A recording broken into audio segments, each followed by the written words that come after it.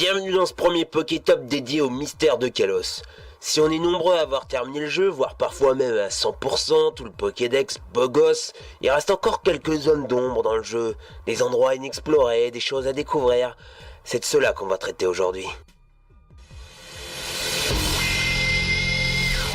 Vous avez peut-être remarqué, mais dans le désert, à l'ouest d'Illumis, vous avez la centrale. Alors la centrale, elle est dans le scénario, mais vous en avez d'autres. Vous avez plusieurs bâtiments, on en décompte 5, dont un qui est visité. Les autres, comme vous le voyez, accès non autorisé, pas de carte.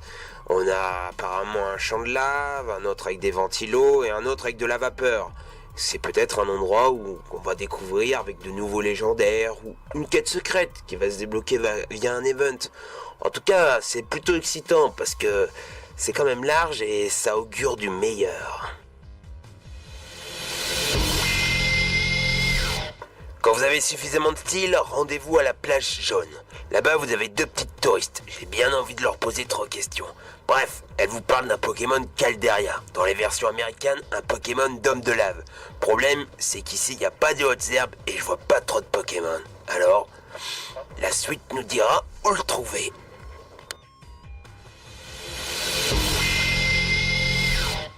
La France, c'est bien connu, c'est un pays de voleurs. Putain, dans le jeu, tout le monde vous demande du fric. Même les chiens, regardez. Bref, on sait pas trop à quoi ça sert. Vous en donnez 100, vous en donnez 500, vous en donnez 1000, le résultat est le même. Les gens sont contents et il faut rien de plus.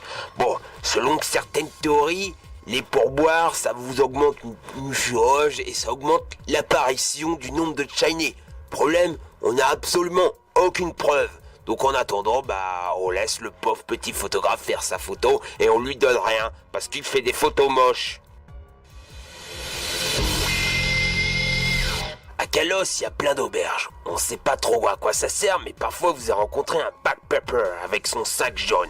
Ce mec change à chaque fois d'endroit. Vous n'êtes pas sûr de le retrouver à chaque fois. Il vous parle d'une région lointaine, une région meilleure que votre putain de patelin. Alors est-ce qu'il parle de Rubis Saphir ? Non les gars, parce que si vous lui parlez de nombreuses fois, ce gars vous dit carrément que non. Vous avez putain de fantasmé les gars. Et apparemment, il vous donne un objet, le Strong Souvenir. Donc le souvenir étrange. Et regardez ça, moi je connais pas c'est quoi. On voit une tête, c'est un Pokémon, on sait pas trop.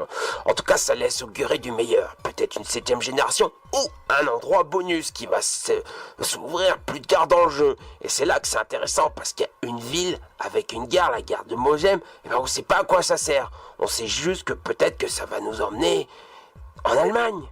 Kalos, Kaigatos, peut-être que c'est là-bas que se trouve une nouvelle ville qui va se débloquer via un event. On n'en sait rien, en tout cas, c'est plutôt excitant. Pas si vous avez remarqué, mais il y a de nombreux lieux dans Pokémon XY qui sont un peu difficiles d'accès. Il y en a un, il y a une grotte comme ça qui vous donne accès aux 3 oiseaux légendaires quand vous les rencontrez plusieurs fois. Mais il y en a une autre, la chambre du néant, pour pas la citer, où il n'y a rien, c'est le néant. Vous découvrez quand même une gemme, mais est-ce que ça justifie de faire un endroit aussi éculé ? Je pense que non. On va découvrir un Pokémon légendaire ici, je vous le parie, et c'est pour bientôt. Vous avez un Gus dans le scénario qui vous fait une espèce de show d'horreur. Bon, on lit ça et on comprend pas pourquoi ça vient comme ça met pas la pression, c'est bien fait mais ça sert un peu à rien. Sauf qu'il vous parle d'une horde et je vous dis, Pokémon XY introduit ces hordes, une horde d'hommes sans visage. Alors qu'est-ce que c'est ? Un nouveau Pokémon ? Peut-être en lien avec le Strong Souvenir ? On n'en sait rien. En tout cas, c'est un peu mystérieux. Mais bon, il y a des chances que ça sert absolument à rien. Je sais pas si vous avez remarqué à la gare d'Illumis, mais quand vous foncez tout au nord, derrière le panneau des horaires, vous avez un petit message. Besoin d'aide, rendez-vous habituel. Quand vous parlez au garçon plus bas, qu'est-ce qu'il vous dit ? Ça devrait être par là. Ok, donc il se trame un putain de truc ici, et on n'en sait rien. Flippant, mais il y a pire à Illumis. En vous rendant à l'étage d'un certain immeuble, vous avez un flash et une fille apparaît derrière vous. On dirait qu'elle flotte, donc bon, c'est les gars, c'est un fantôme, ça fait peur, je sais. Elle vous dit que vous n'êtes pas l'élu. Donc là, directement, on imagine une petite quête cachée, donc peut-être en rapport avec ce qui est écrit derrière le panneau.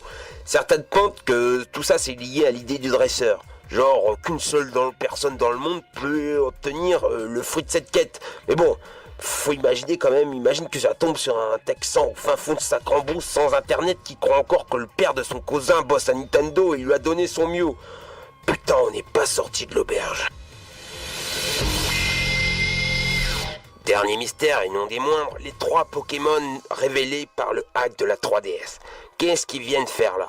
Bon, on imagine qu'il y a forcément une quête attachée. Volcanion par exemple, qui est de type eau, feu, c'est putain de cool comme type, est sûrement attaché à l'histoire de la centrale. Mais les 2 autres, on n'en sait rien les gars. On sait juste qu'il y en a 2 qui se ressemblent un peu, avec un petit look indien comme ça, et la fée de diamant, pas du tout. Donc, qu'est-ce qui se passe? Qu'est-ce qu'on aura comme quête pour les obtenir? Ça, c'est le futur qui nous en dira plus.